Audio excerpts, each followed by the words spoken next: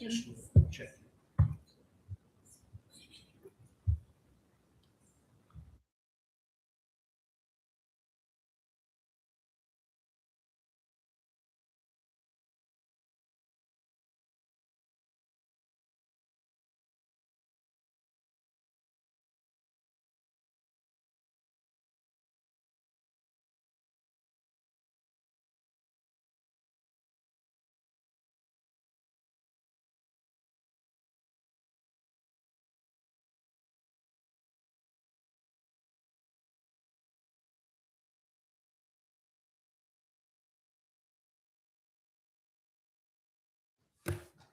Go ahead and get started. That's okay.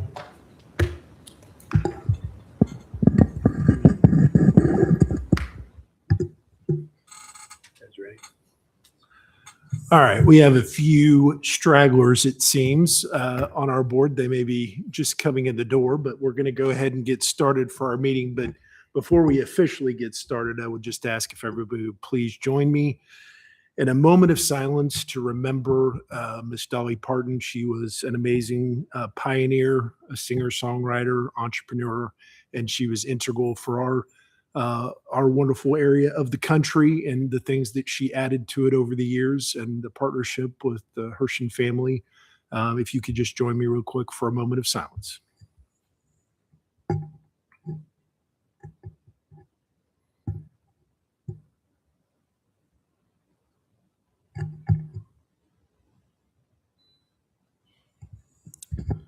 All right. Thank you all very much. I will not sing, so you can be thankful for that. But with that, Miss Angela, could you please help me call or establish quorum? Sue Braun. Here. Michelle Herzen. Here. Derek Smith. Here. Matthew Grocock. Here. Brett Stump. Timothy Haygood. Derek Fredrickson Jr. Here. So just for the record, board members, you'll have to press your mic when you want to speak. So your mic will become hot. Apparently I get the full-time hot mic, which will be nice and fun for everybody. So thank you, Angela. Mr. Kirk Elmquist, would you please provide the invocation? Please bow with me. Heavenly Father, thank you for today. We're grateful to live in such a wonderful community. We're grateful for the impact that Dolly Parton made on this market and those that have passed and just made a huge, huge impact in the music show industry and entertainment and the hospitality that she exuded all over this world. Open your arms to her. I'm sure she's there, and it's got to be amazing. And thank you for those gifts that you sent through her. We're grateful for the people in this room who serve with a big old volunteer heart and their servant leadership. We're so grateful for that. We're grateful for this community, for the safety, and we get to honor you in all that we do. May we be listening in our ears to do what's best for our marketplace, to bring better tourism and hospitality to this marketplace. In your name we pray. Amen. All right. Thank you very much. If you would rise, we're going to do a Pledge of Allegiance. Oh, it's over there. I pledge allegiance to the flag of the United States of America and to the republic for which it stands, one nation, under God, indivisible, with liberty and justice for all. Thank you all for that. Before you, you have an agenda. To have a motion to adopt the agenda, please. And a second. So moved. Thank you, Sue. We've got a motion. Derek, for a second. Any discussion or changes? Seeing none, all those in favor of adopting the agenda, please say aye. Aye. All opposed? We have an agenda. All right. We're going to do this round robin style. My name is Derek Smith. I currently sit as the president of the tourism board here. Excited to have everybody here. Want to say a thank you to the city of Branson for hosting for our annual meeting again this year. It's a wonderful facility to do this in, and we are live streaming this and recording our meeting like normal. Live stream doesn't always work depending on where we're at location wise within the district, but today due to the wonderful technology that the city has, we are live streaming that today. So welcome to those who are visiting online. And if you would please, starting with Ms. Sue, introduce yourself. My name is Sue Braun. I am the chairman of the Financial Oversight Committee. I also serve on the Marketing Oversight Committee. I'm Michelle Herzon. I am a representative from Indian Point, and I am the secretary. Matt Grocock. I'm the Stone County representative and the board's representative on the FOC. Good afternoon. My name is Derek Frederickson, and I am the city appointed representative.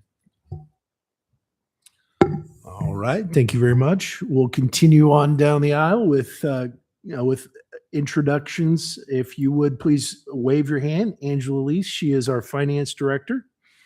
Then Patrick, who is our counsel. And then Kirk Elmquist, who is our CEO, executive director.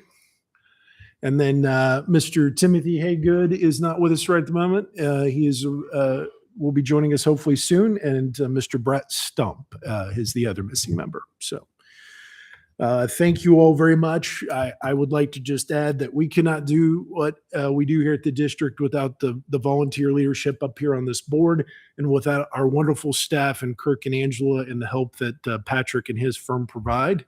And we're very gracious and we're very happy to have them and appreciate all they do for us.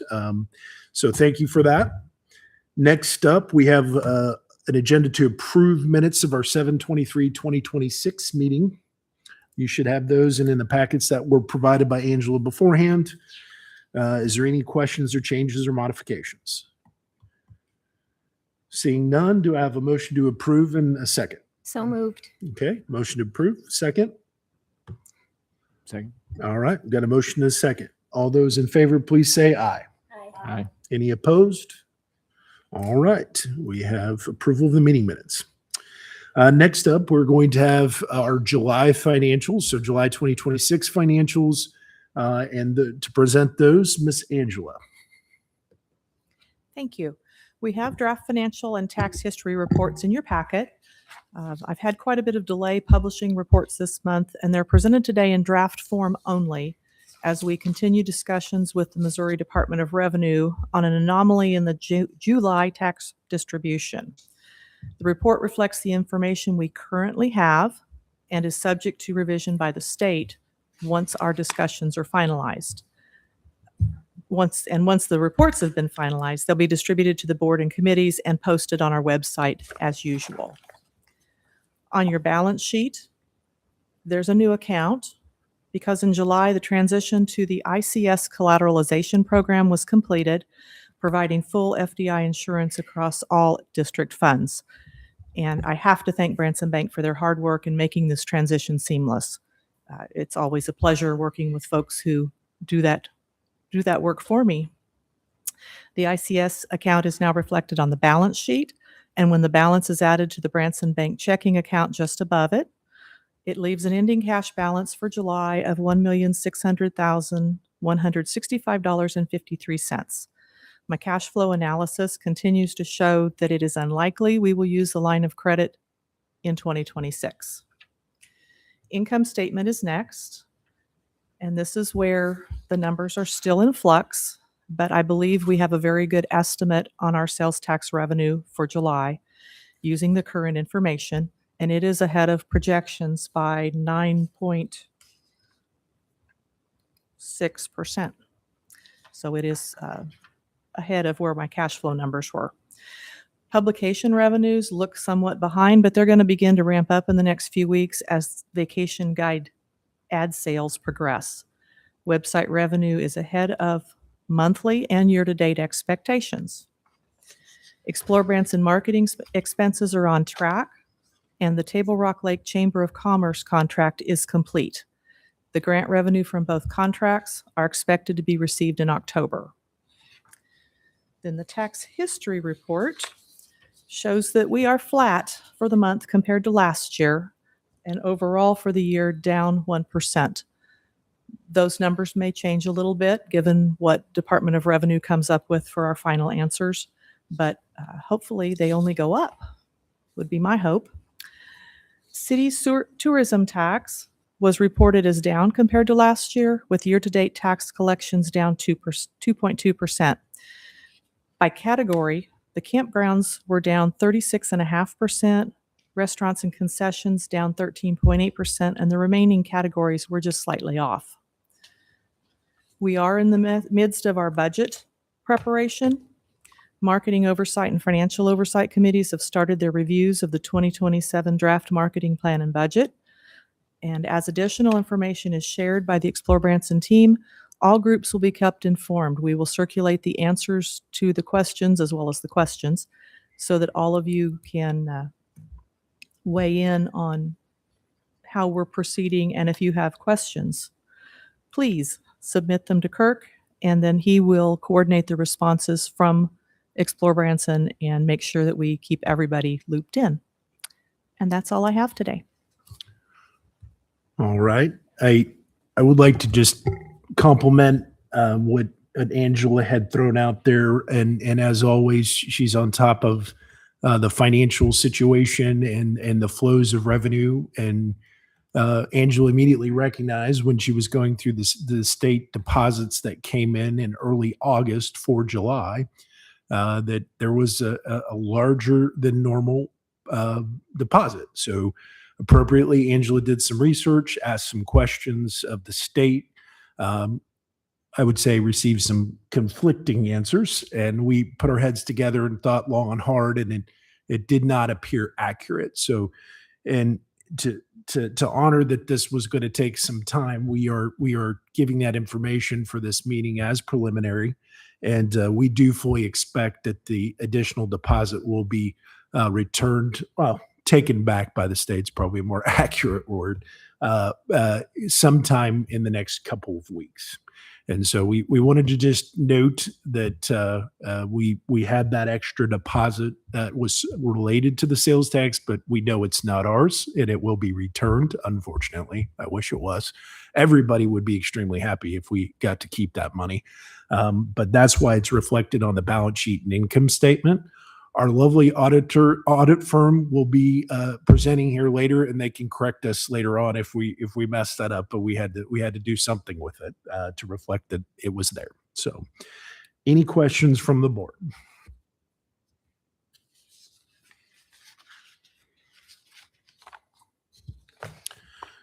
I would also like to just reinforce that Angela does a superb job of coordinating with our audit firm on the two reports that they do for us, and with the fine team that Aaron has over at the EBT CVB, and working through payments and cycling through approvals and all of the lovely things that have to get done to make sure that the marketing is paid for. People like to get paid. I'm sure you're all the same. And so I really appreciate and thank Angela for her hard work and effort on that this past year. Thank you. All right. Seeing no comments, may I have a motion to accept the July financials as presented? Thank you. Okay, I got a motion and a second. All those in favor, please say aye. Aye. Any opposed? All right. Thank you very much. All right. Next up, we have Madison Moore from KPM CPAs and Advisors. She's going to present our annual audit. Take it away. Hello, everyone. I'm Madison Moore with KPM CPAs out of Springfield, Missouri. We have audited the district's financial statements as of December 31st, 2025. And so I'll briefly review some of the highlights. The board, you should have a bound packet. That's the one I'm going to start in. And I'll start on page 3 if you want to follow along. On page 3, we have the independent auditor's report. This talks about our responsibility as the auditor. It discusses management's responsibility, and it also covers the auditor's opinion. So we perform an audit to determine if the district's financial statements are presented fairly in all material respects in accordance with generally accepted accounting principles, and then we issue an opinion based on these results. So the district has received an unmodified or clean opinion, which is the best you can get. And then we'll flip to page 7. Here we have the management's discussion and analysis. This is a section required by GASB, but it's not an audited section, so we don't issue an opinion on this section. However, I would encourage you to read it. It gives a good overview of the year, and it also includes some budgetary highlights and discussion from management about relevant economic factors, and then it also looks forward to next year's budget. Then we'll flip to page 16. Here we have the statement of revenues, expenditures, and changes in fund balance. So we'll just kind of go over these numbers. Total revenues for fiscal year 25 were about 14.8 million. This was up about 8% from the prior year. Sales taxes were up 4%. Intergovernmental revenues were up about 29%. This included payments from the city of Branson for the Chiefs marketing agreement, and then also grants that run through the CVB. Website revenue was up about 90,000, and then publication revenue was up 147,000, which is about 72% from last fiscal year. Total expenditures were about 13.6 million. These were very consistent with last year. The decrease was just less than 1%, so very consistent on expenses. Total increase about 1.1 million, bringing ending fund balance to 3.3 million. One ratio that we like to take a look at is your fund balance reserve.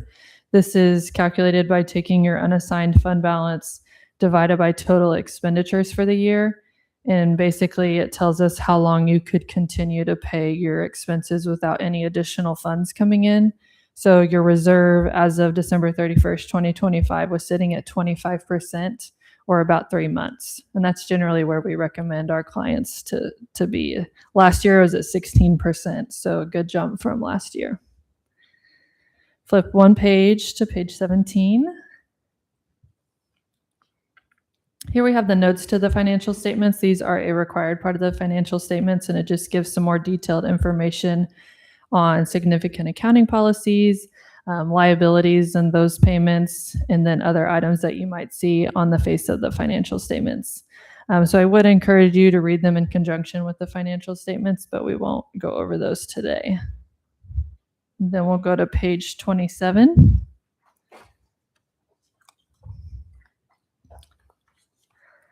Here we have the government auditing standards report. This report details how the audit was conducted in accordance with auditing standards generally accepted in the United States and standards applicable to government auditing standards.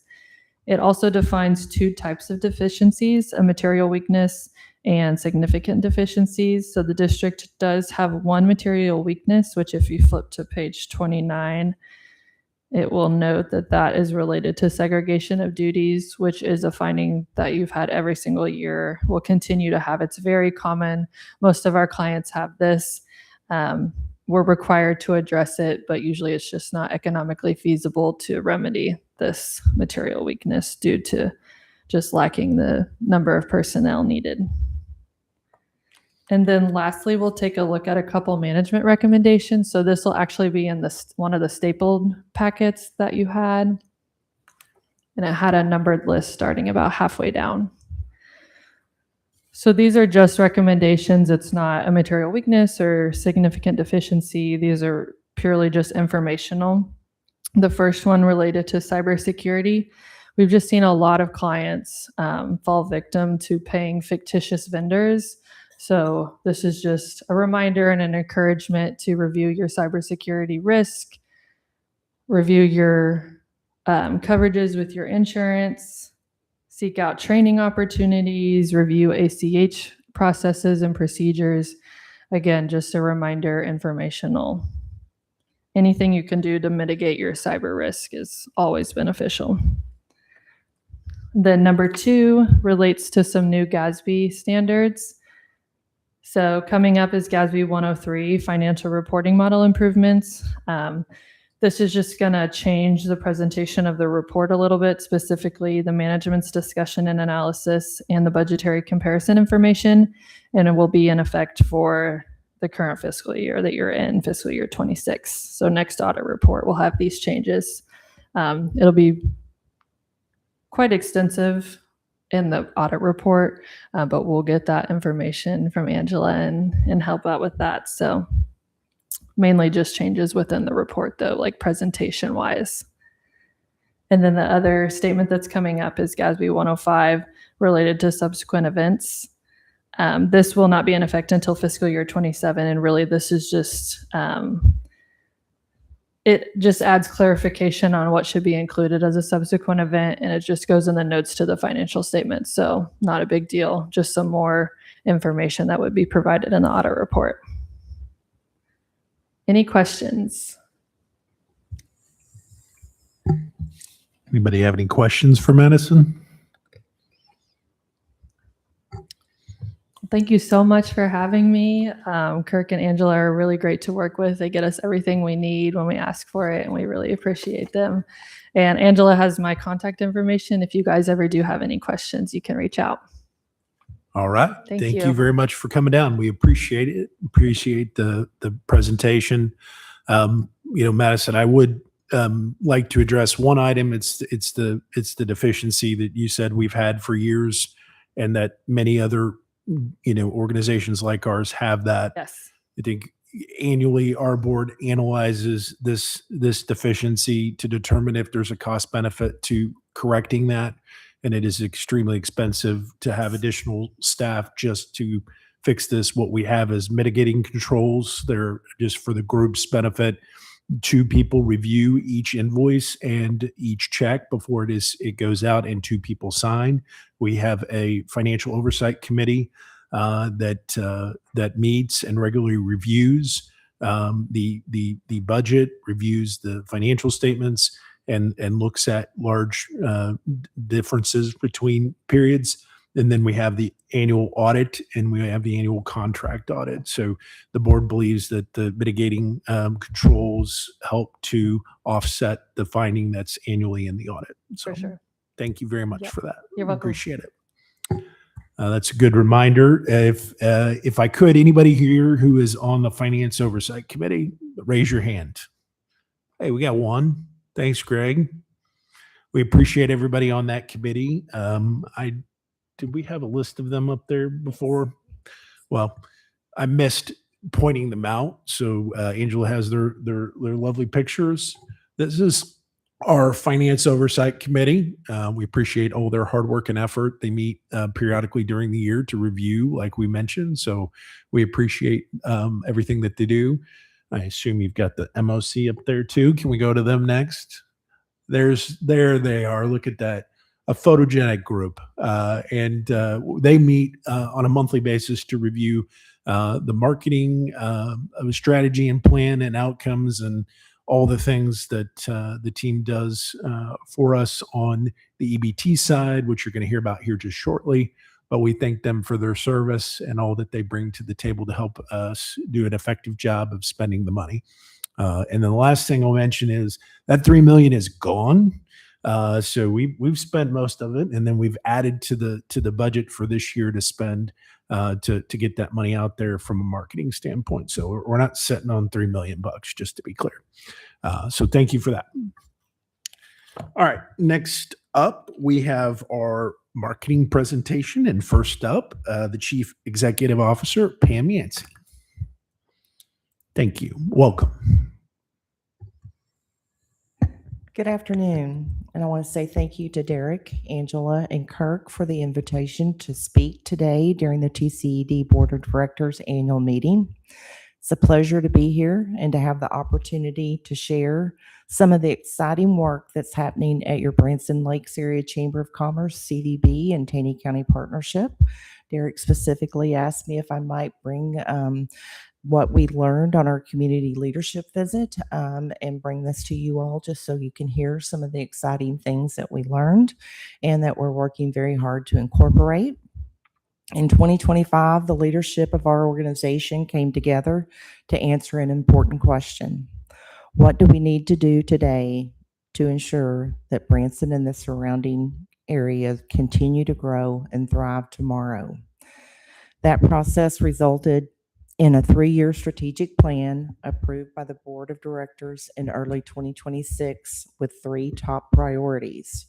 build and sustain a qualified, skilled workforce. Our first priority is building the workforce our community needs to grow. We are focusing on understanding our skills gaps, attracting people to work and live in Branson, building stronger talent pipelines, expanding childcare capacity, and addressing one of the greatest challenges we have, housing. We're already making progress. Our first round of local legislative priorities focused on development reform and was adopted by the Branson Board of Aldermen on July 28th.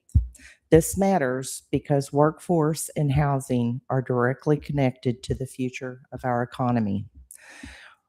Maximize visitation across all seasons. Our second priority is continuing to build a stronger four-season economy. We will work with community stakeholders in the city of Branson to grow opportunities such as youth and amateur sports tourism, including help move forward the indoor sports facility that's being considered, while continuing to develop strategies that increase visitation throughout the year. Our goal is not simply to attract more visitors, it's to create a sustainable economic activity that benefits our businesses, our workforce, and most importantly, our community. Enhance small business and entrepreneurship. Our third priority is strengthening the environment for small businesses and entrepreneurs. That includes plans for a Start Branson Accelerator focused on tourism, hospitality, technology, and lake economy businesses, as well as leveraging opportunities such as the revitalization of Highway 76 corridor to attract new businesses and investment. But creating a strategic plan is only the beginning. The real question is, how do we turn a plan into action? This past June, our organization led a community leadership visit to Sevierville, Pigeon Forge, and Gatlinburg, Tennessee, home of Dolly Parton. Derek, just so you know, more than 20 community stakeholders participated, including representatives from our city and our county. We chose that area because they have faced many of the same challenges that we are facing today, and we wanted to learn from what they have done successfully. One of our biggest takeaways was the importance of regional alignment, trust, and unified advocacy. These communities may compete for visitors and investments, but on the issues that matter most to their region, they work together. They rarely ask, whose project is this? Instead, they ask, how do we make it happen? This is a mindset that we can all learn from. We also saw the power of long-term vision and consistent investment. Projects such as the LeConte Center and Rocky Top Sports World did not happen overnight. One successful investment created momentum for another. Momentum attracted developers, developers attracted investment, and investment attracted visitors. Rocky Top Sports World alone generates more than $73 million in annual economic impact. That reinforced another important lesson. Tourism infrastructure is economic development. We also learned that workforce development and housing must be intentional. Their leaders reinforced three simple realities. Employers cannot grow without workers. Workers cannot stay without housing, and housing is economic infrastructure. These lessons apply directly to Branson and the surrounding areas. If we want to build a stronger, more resilient four-season economy, we must be willing to plan, advocate, invest, and execute, and we have to do it together. One of the most powerful statements I heard during our trip, I believe it was the mayor of Sevierville, when asked a question of how they get something done, he said, "We can't afford not to." I have thought about those words many times since I returned home here to Branson. We cannot afford not to invest in our workforce. We cannot afford not to address our housing challenges. We cannot afford to not invest in our future, and we cannot afford to learn from successful communities, come home, and then fail to act. We know what our plan is for the next 3 to 5 years. We know what we learned from our community leadership visit, and we know that none of us can accomplish this alone. There is strength in numbers, and there is strength in collaboration. And there is tremendous strength in a community that decides where it wants to go and then works together to get there. So today, I want to extend an invitation to each of you and to each of you. Join us. Please join us as we build our workforce, address housing, strengthen our businesses, invest in our tourism economy, and plan for the next generation of Branson and the surrounding areas. Thank you for the trust that you place in our organization and our team. We have an exciting future ahead of us, and we will accomplish far more by working together than any of us could ever accomplish working alone. Because our destination is better when we work together. And we appreciate the teamwork that we have with the TCED, with the City of Branson, and all of our community stakeholders. I feel like we're all in it to win it, and we need to continue that vision. And now I'm going to shut up and let our talented team come up here and tell you about all the things that was accomplished in 2025. Some of the big events for 2026 and the exciting things that we have planned for 2027. I think you're going to be impressed. And we'll start with bringing Christina Hagee down here. She is in our sports department, and she's also covering for Ashley Beatty today, who is at a conference and will address the sports piece or sales piece of it as well. Christina, it's all yours. Thank you very much, Pam. Hi, everyone. I'm going to see how this works. All right. So I'm going to try to go through this as quickly as possible and efficiently and be respectful of your time because I know you have a lot to cover today. But for sports, we're going to start with our agenda, I think. Are you doing this for me, or do you want me to use this? Okay. All right, so we're going to start with sports, then go into sales and turn it over to marketing. We're going to go over our 2025 summary, then our 2026 accomplishments, and then on to what our future holds. So starting off with sports, in 2025, we established a strong baseline for Branson's sports tourism program. We hosted 42 sporting events, generated $70.8 million in estimated economic impact, not to be confused with direct spending, retained cornerstone events such as MONASP, validating the strength of Branson's youth sport market. We continued building Branson's reputation as a competitive destination for tournaments, championships, and sporting events. Our recap of our 2026 goals and KPIs. The strategy focused on intentional growth and stronger use of Branson sports facilities and beyond. And what I mean by beyond is we looked at how can we bring in sporting events that are outside of just the typical baseball fields and courts.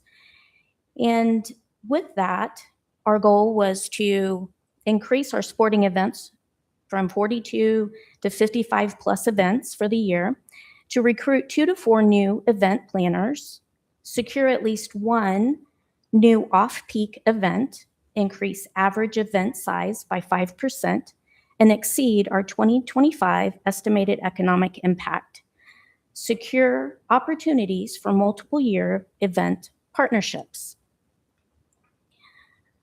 For our 2026 update, the sports sales team is significantly exceeding its 2026 volume goals.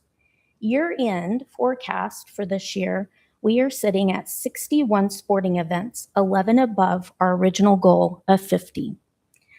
More than 41,000 athletes, approximately 80,000 spectators, projected $80.1 million in estimated economic impact, and extended the Babe Ruth Cal Ripken partnership to include 3 World Series events with an estimated economic impact, numbers still coming in, of at least $8 million.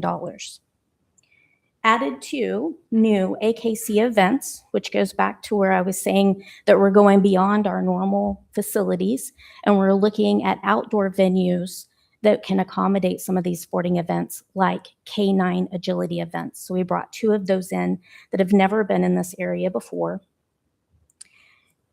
And then Looking ahead at sports in 2027, our focus shifts from simply increasing volume to maximizing the long-term value of sports tourism. Maximize off-peak dates and available facility inventory, secure more multi-year event contracts, continue developing large, high-value sporting events, expand into emerging new events, categories like the addition of our 2 AKC events. The Fast Cat Invitational is one of those that'll be happening September 18th through the 21st, and that one will be held at Sycamore Creek. And then the second event that we added is the Scent Work Master Invitational, October 18th through the 20th, and that will be held at Chateau on the Lake Resort. And then pursuing an opportunity such as Xterra Elite, which will be coming in 27 in April. Strengthening partnerships with event organizers, facilities, and community partners to make Branson more competitive in the sports tourism marketplace. The one thing that I'll say for sports that has held true for years, and when we were looking at back in 2018 of expanding sports facilities, the one thing that holds true in history is that even in a downturn economy, the one thing that will continue to hold strong is sports tourism. They'll come whether after a hurricane, after a downturn economy, just because of gas prices. These sporting events continue to go on even in a downturn economy, which we are seeing in these numbers today. So I'm really excited about the future. And I'm going to open it up to questions for the sports section before I move on to the sales portion for Ashley. Does anybody have any questions? Thank you, Christina. Anybody have any questions for Christina? I just want to compliment you on being 20% above your goal already. That's awesome. Good job. I think we're good. Thank you so much for that presentation. All right.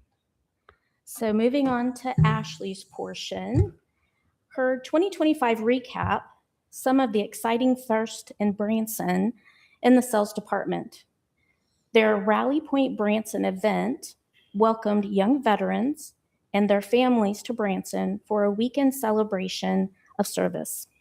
Branson hosted its first Helms-Briscoe meeting, planner regional meeting, welcoming third-party meeting planners into the Ozarks. SIDA offered an opportunity to showcase all of our new student travel videos on stage in front of thousands of industry professionals and student tour operators. Looking over her goals as the sales team, goals and KPIs, they increased sales by 10%, increased sales meetings and appointments by 50%, decreased event sponsorship by 30%, reallocating funds to sales, sports, and leisure markets. Looking at the 2026 update, the sales department has successfully completed over 500 appointments to date and expect to hit the goal of a 50% increase in marketing and appointments. In meetings and appointments. Our goal of 10% increased in leads and is on track for meeting and conventions and only slightly down for leisure group sales. Looking ahead at 2027, the strategy is for them to focus on increased ROI, cost savings measured on out-of-market trade shows, regional sales missions, and increased in-market hosted events. And then I'm going to close with her video. Does anybody have any questions before we move on to the video? No? I don't. Just a question here. I'm not sure if you can answer it, but decreasing sponsorship by 30%, and it says reallocating. Is there an example of what a sponsorship would look like and like what would be potentially removing? So I'm going to go out on a limb and hope that I answer this correctly for her. If not, when she comes back, she can fix it. But what they did was they looked at reallocating some of the sponsorship dollars and not sponsoring so much in some of the conferences, and taking a step back, reallocating, and seeing how it worked in the past and how they can go in the future. And the best way to do that is to take a step back, not invest so much, see how it works, and see where you need to reallocate those dollars in the future. Great. Thank you. Okay. Thank you so much for your time. Thank you.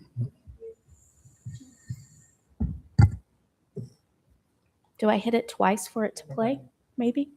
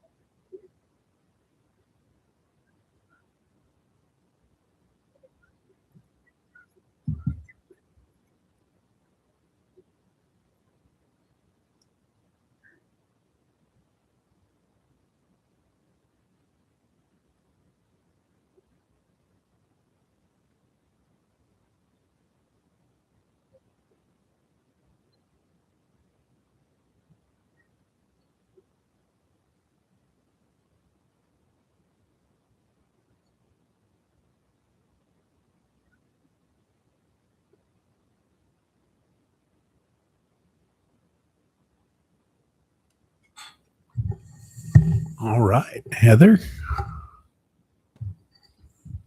The stage is yours. All right.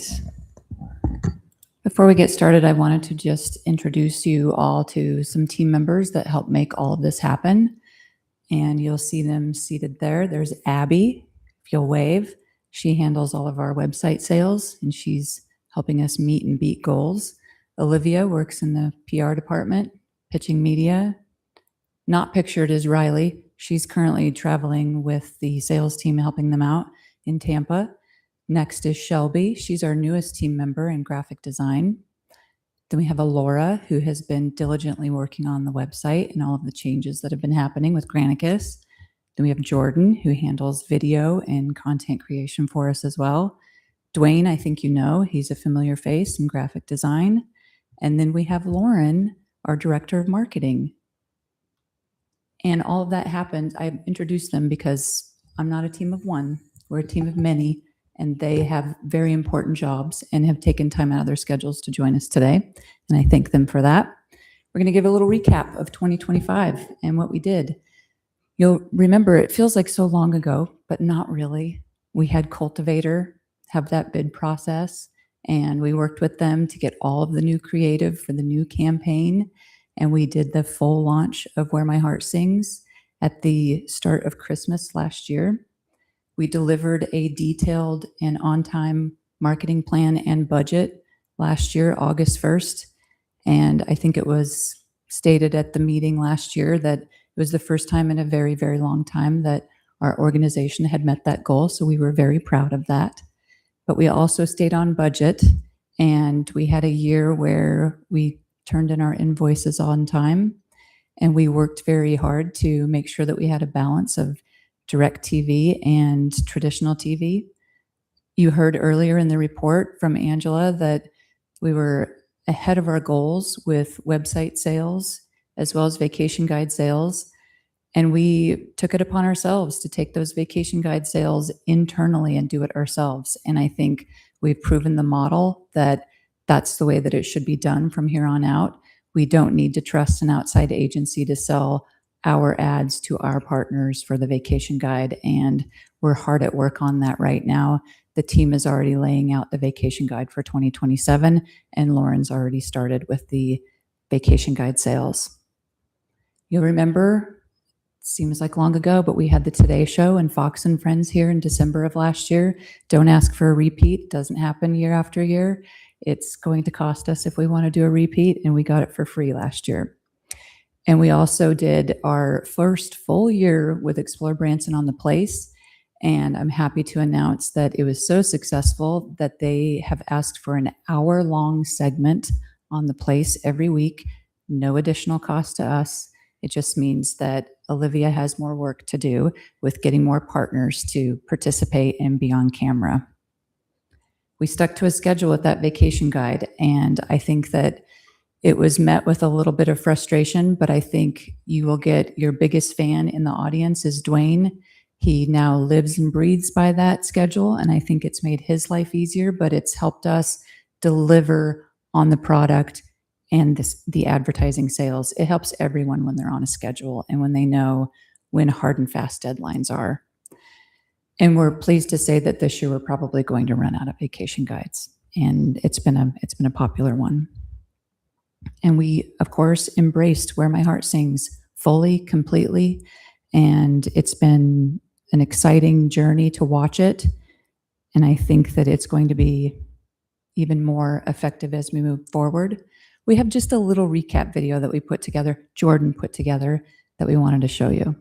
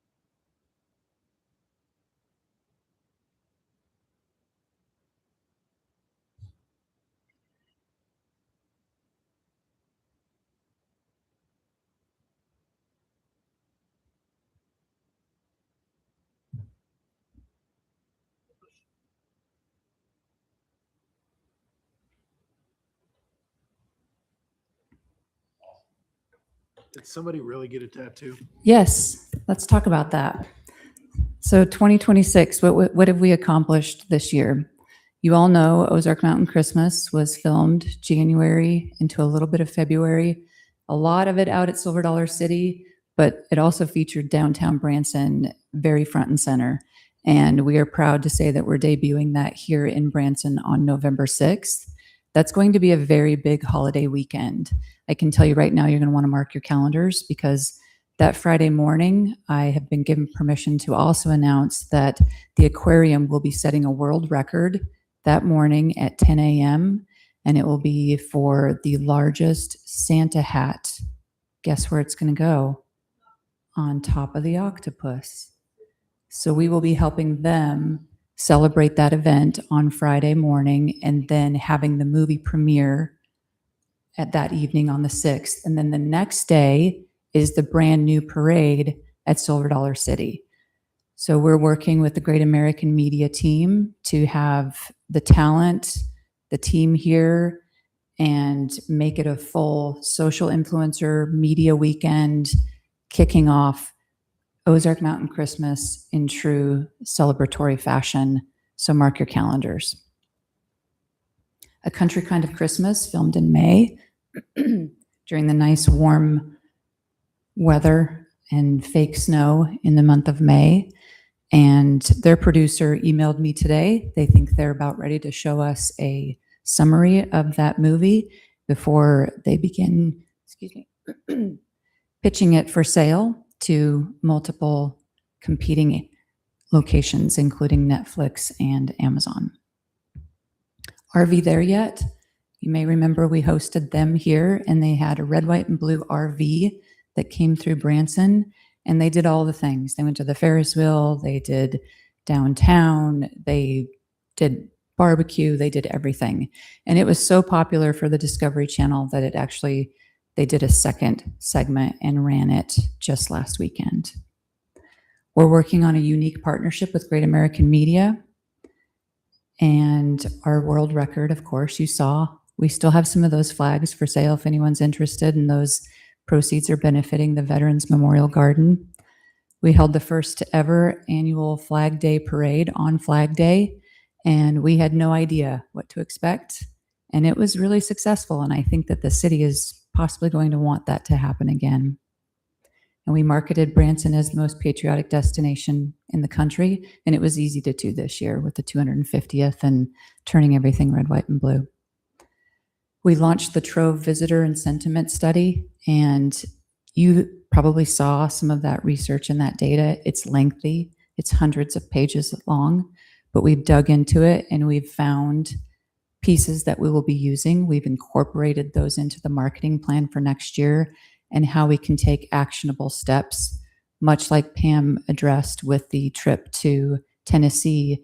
It reflects the things that we learned and we can put them right into action, and it becomes something that the MOC helps with, and it just trickles down and it becomes a community-wide focus.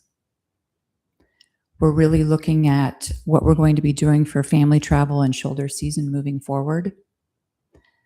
But we also accomplished Sturgis this year. Now that we talk about the tattoo, let's talk about what happened. So we had this unique partnership, obviously, with the city of Branson and the Full Throttle team.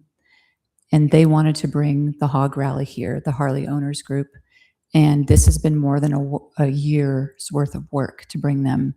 And part of that partnership was for our team to go to Sturgis and see what it was all about. And we went there, you know, the team, we were sitting in the airport in Chicago, and it was like, we have no expectations. It's kind of like, it's right down here. We know what our activation looks like. We know what we're doing, but we don't know what it looks like for another destination to be at Sturgis, pitching, competing, talking about all the things. So we went with basically, you know what?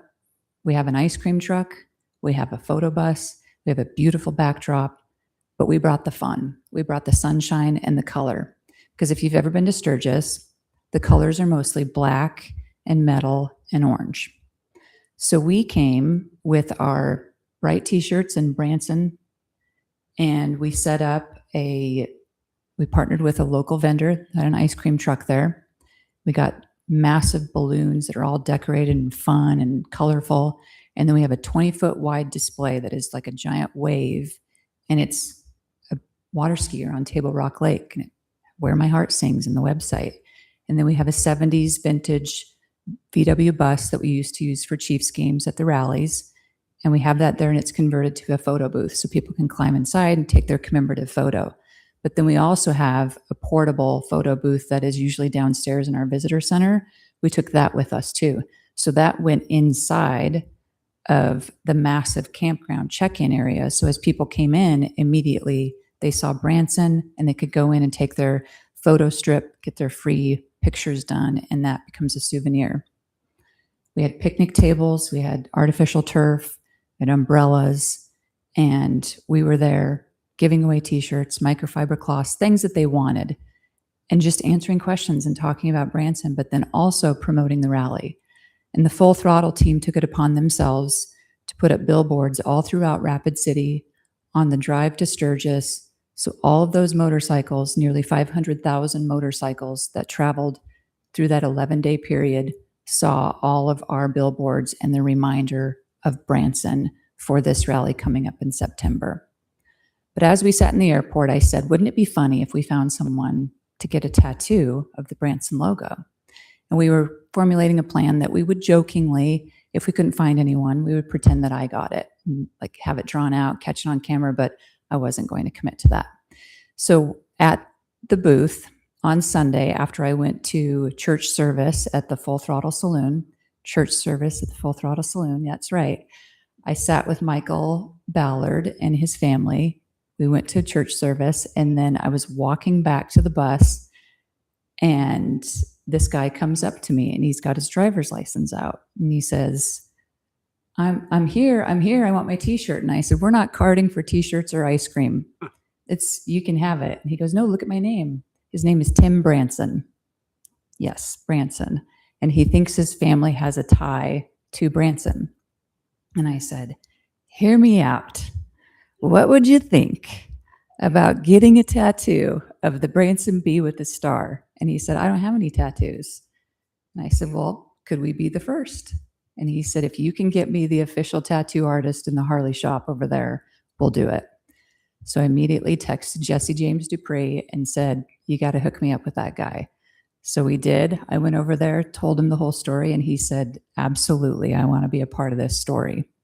So we got with Tim, we talked to his wife, and we said, if you do this, you can join us at the rally in September, and we'll take care of your trip. We'll arrange your lodging, your fun activities, and we'll make sure that you have a good time in Branson. So we did. The next day, we met him in the tattoo shop, and the tattoo artist was generous enough to allow all of us ladies in there with our cameras and getting in on everything and recording the whole bit so that we could record it all.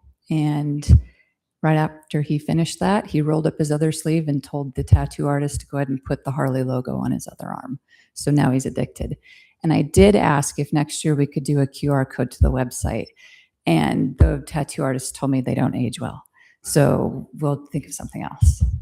But he's coming, and the Centennial Museum is running his genealogy to see what his link is to Branson. And we're going to be there to capture all of it and continue to tell the story.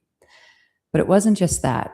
We had Michael Haygood's team, his drone show company, and they came with us up there, and we did 3 drone shows.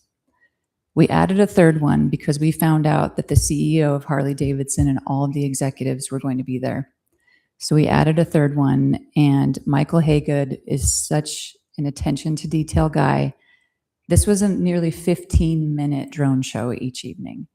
And that third night, he made it the first half focused on Harley-Davidson.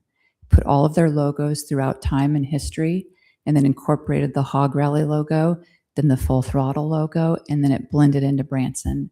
He had the United States with South Dakota and Missouri, and a line going down to it with a motorcycle. He did all the things. He had a boat, he had motorcycles, he had the Ferris wheel, he had it all. And there was patriotism, there was a tribute to all of our armed forces. The American flag, when it waved in drones, you could hear a pin drop in those audiences. And we were there in front of 38 Special, Sammy Hagar, and Jamie Johnson. And stage time wasn't a part of what we were signed up for. When we got there, I met with the owners of Full Throttle. They took me around to show me Michael Ballard's brand new store that he was opening.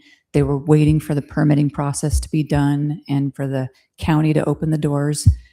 And one of the owners looked at me and said, Heather, you can ask us anything for anything. We'll tell you if the ask is too big.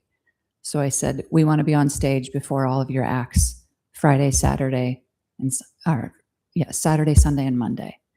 And they said, tell us when and how much time you want. So we did it. We got up there, we threw out t-shirts and swag. We pitched Branson. We screamed until I lost my voice. It was incredible. It was by far one of the best activations I've ever been a part of. And I've had the pleasure of being a part of really big activations internationally, domestically, and this topped it all. What we were able to tell and also do digitally with geofenced, targeted marketing that we will be able to track and show the return on investment and the economic impact is huge. That's the type of marketing that we do to show a return on investment and the impact that it makes for a destination and the dollars that are being spent. So you might be wondering what 2027 brings. We're going to really dive in on the family-focused travelers, and Part of that is because of what's coming out of Silver Dollar City. You know, we all know they have a big investment in what they're doing, and that's going to attract a lot of families. And we want to lean in heavy on that. We also know that there's going to be a new show at Silver Dollar City. And we also know that there's going to be a new show at Shepherd of the Hills. There are things that we can start telling the story in a bigger, better, different way to attract more visitors. And we want to lean in heavily on that family segment. We'll be becoming a film-friendly destination. You know, we already are, but we're going to do more of it. And we have another movie that we're currently working on. You may have seen me on the phone in the audience. It's because we are finalizing a lakeside love story. One of the creative producers arrives next week to start doing all the scouting, but our team has already begun the initial scouting and layout. It's going to include locations like Dooley's Chapel on the Lake for an actual wedding scene. There's going to be the village at Indian Point is going to be used for some lodging, but also a park-like setting.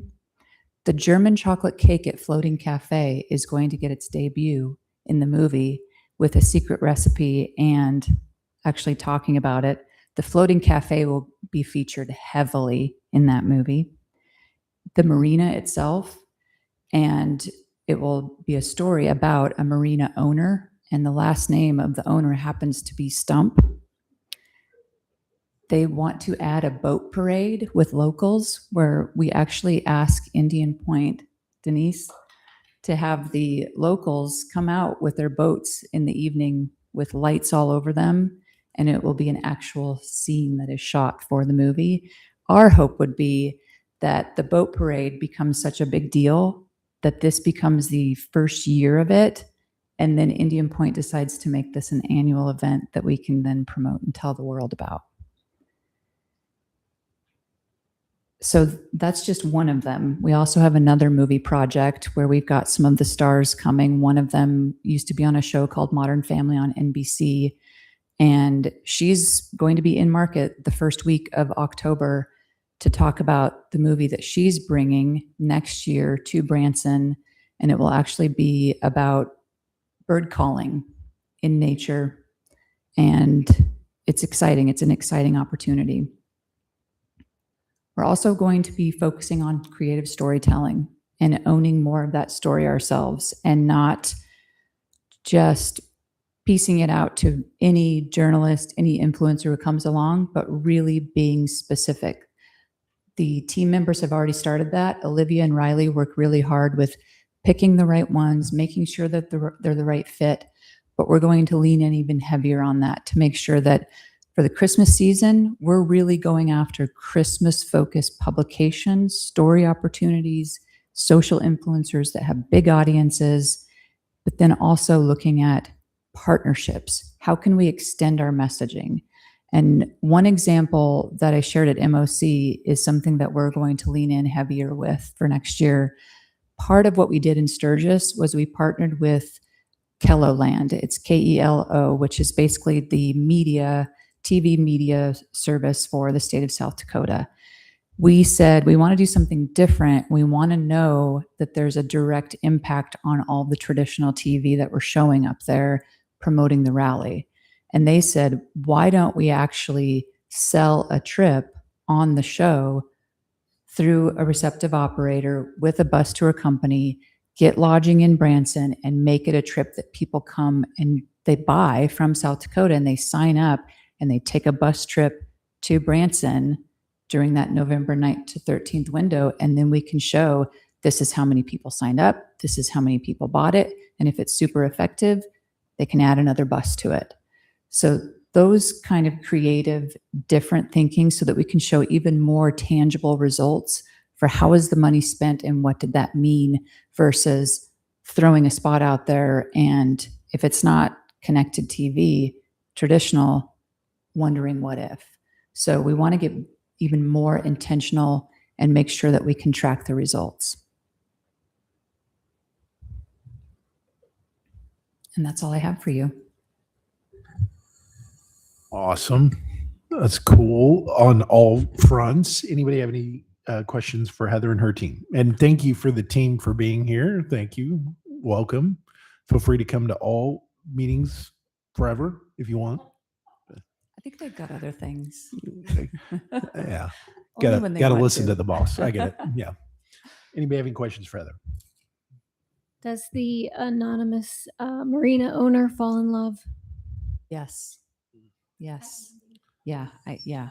No, I know it. I no know you're comment. all wondering a love story on the lake. Will they fall in love? The answer is yes. All right. Heather, thank you very much.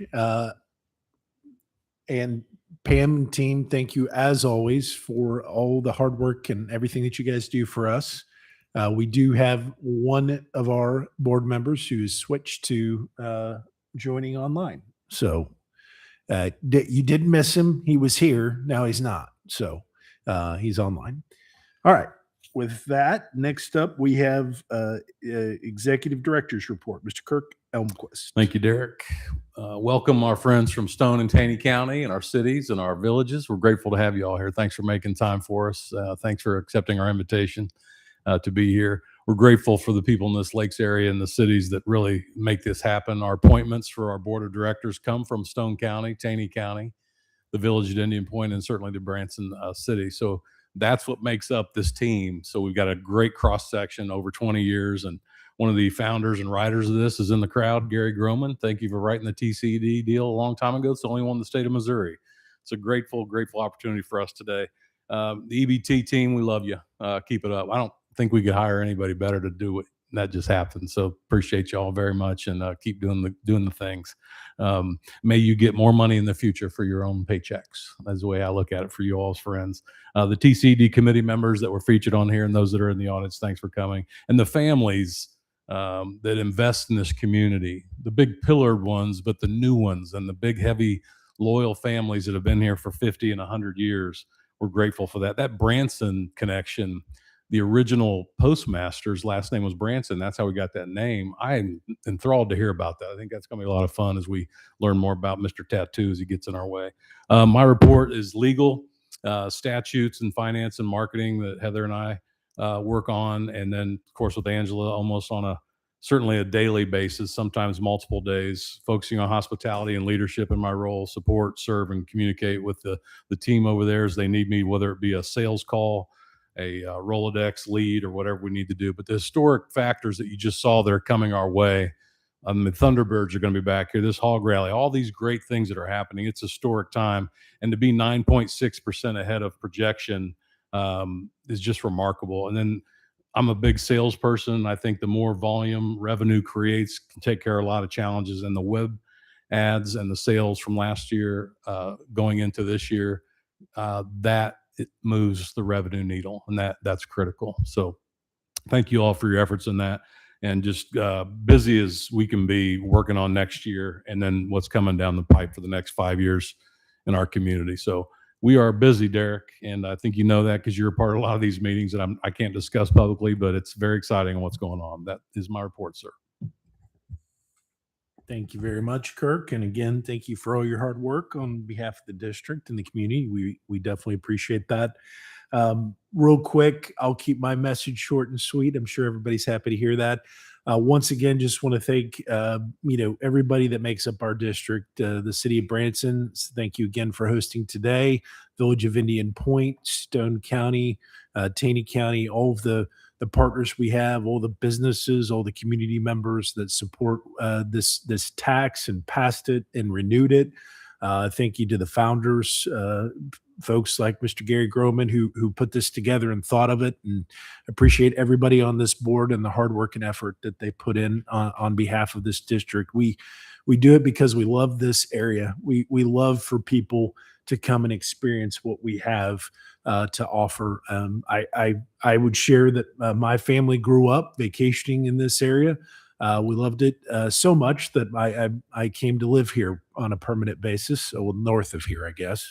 But just want to say thank you again to Pam and team for all of the wonderful things that you do and all of the hard work and effort that you put in. Appreciate that very much. And with that, we will move to the next session and section of our meeting, and that's announcements and public comment. Does anybody have any announcements? And if you would have any public comment, please welcome you to come down here to use the microphone.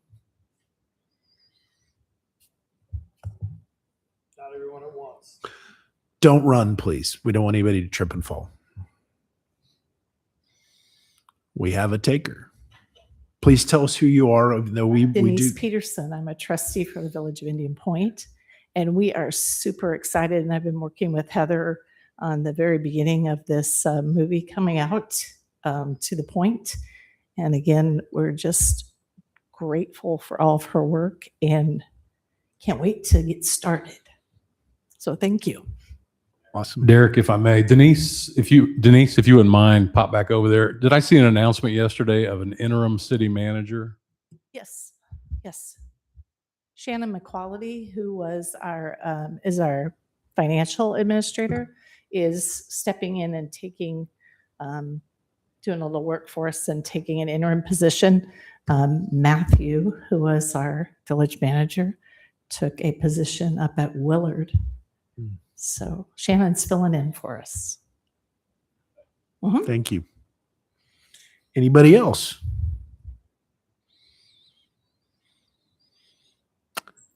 All right. I do have one announcement that I do bring up from time to time. I would just let everybody know who hasn't heard me speak on this topic, but there are these things called opportunity zones, and we have a wonderful one in our neck of the woods that is expiring. And there are now one over in Stone County, north of the Kimberling City Bridge. And we have 3 or 4 in our area, 2 of which have been proposed to the governor for approval. So if anybody knows the governor or knows anybody in the governor's office and would encourage you to reach out and tell them the wonderful impact that opportunity zones have for our area, that would be my plug. And I don't get paid for that. That's just a suggestion. So would anybody on the board have anything else that they would like to add? All right. Seeing none, I am going to just quickly announce our next meeting is Thursday, September 24th at 2 p.m. We'll be back over at the Chamber CVB in the Silver Dollar City Conference Room. And again, appreciate them hosting us from time to time over there. And thank you all again for coming. I would ask for a motion in a second to go to closed session pursuant to RSMO 610.021 to discuss some contractual issues. And we're going to move locations at the same time. We got a motion for Matt. Second. Do you want a second? Okay. Yeah. We got a motion in a second. We'll do a roll call. Derek Smith, Yes. Derek Frederickson, Yes. Sue Braun, Michelle Herzon, Yes. and Matt Grocock. All right. We're going to close session. Thank you all for joining us. Have safe travel back to wherever you're headed.